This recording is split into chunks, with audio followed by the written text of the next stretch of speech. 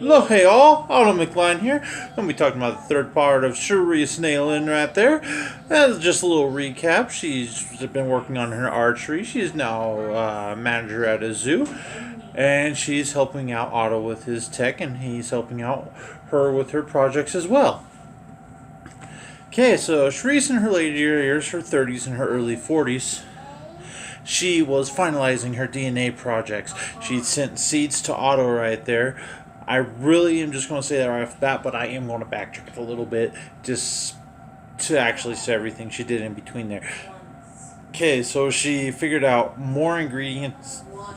Oh my gosh. Figured out more plants that can withstand major the devastation attacks. There's plants that are growing way under the sea level, like withstanding intense gravity. Then she found ones that could grow within they needed no oxygen essentially. Nothing, they needed just a little bit of carbon dioxide. That's about it. Well, correction, carbon dioxide.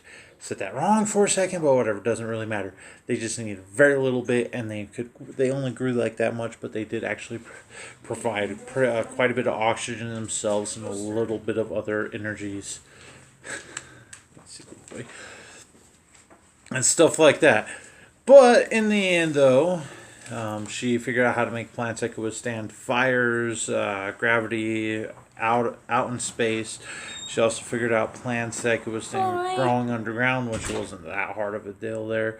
Ones that love growing underneath the water, like kelp and stuff like that. She integrated those in things, but also gave kelp properties of giving off more oxygen and more stuff like that. But besides that, she was creating arrows and stuff that could soak up oxygen as soon as they hit places. Actual, like, a little bit of ammunition as well that she was giving to more of the firefighters, the police force, stuff like that. Pretty much, she was making a fire force that would put out big old fires, like right now. Good example is Australian, the big old brush fire that they're having. It'd be really helpful in their cases, like shooting the ground, sucks out the oxygen, and just submerges the fire. And some of these bullets or arrows and stuff will soak it up and actually grow plants from where they land. It might take years for the plants to grow, but they're really durable and could withstand major things. The only way to get rid of them, if they ever need to be moved, is through another plant-based thing that she made that drills into their root and just kills it at its base, but then gives you back the seed that you need to plant another one. Or you could scoop it out from the ground pretty easily and plant it in another area.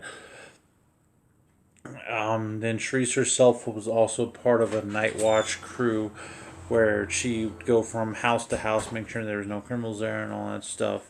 Only pretty much surveillance, your night watch, all that basic stuff. Sharyse sending the stuff off to Otto for his lab. She was now based somewhere in Antarctica to try to figure out them to withstand major cold.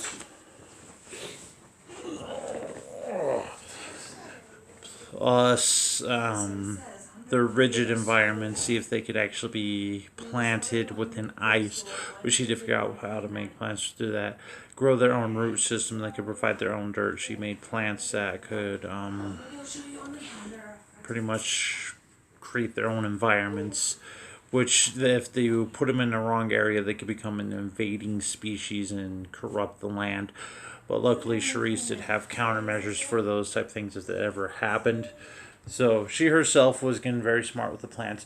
At her zoo job, though, she was making sure the animals were tame, controlling all that stuff. She was actually understanding them more and more.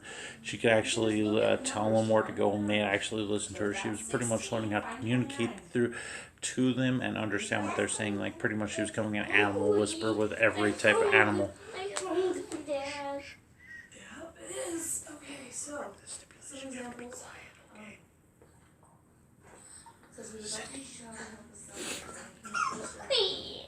And sit. Then Sharyse herself would go up out into the... oh my gosh.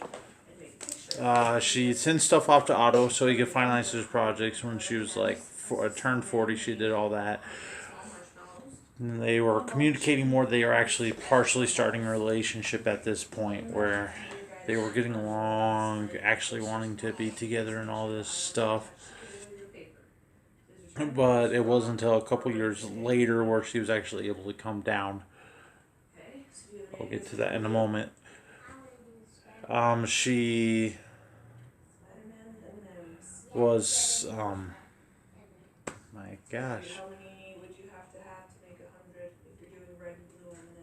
She now was making, she was making plant-based that would synthesize poisons into actual beneficial things.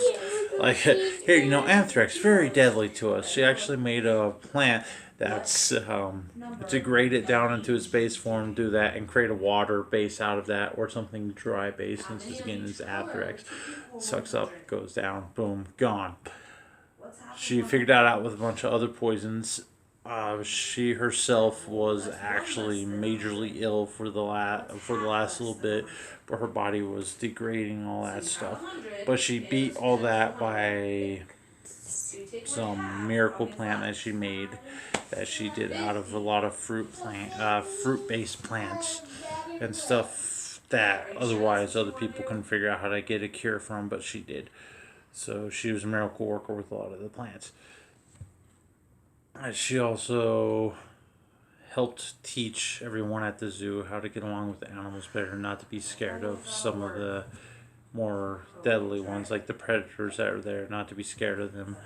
She was figuring out how to deal with parasites more. That was her final projects, was parasitic transference, killing them. Like, let's see, you have a tapeworm in you, there's an easy treatment, but now she just has this little leaf that you chew on that could either kill it or make it go out of your body without that much pain. Plus other things like that. She was a very helpful person. She wasn't rich though. She was trying to travel back to where Otto was living for them to meet up on her 42nd birthday. She got there. They were working on a lab. She went back to her original home that she got after she left the foster home and entirely had her own money, buy her own little apartment that got condemned, but Otto saved the area because she had her underground lab there. Well, not really. There was an underground basement there that she had some leftover projects, blueprints, and stuff like that she found. She went back into the condemned place.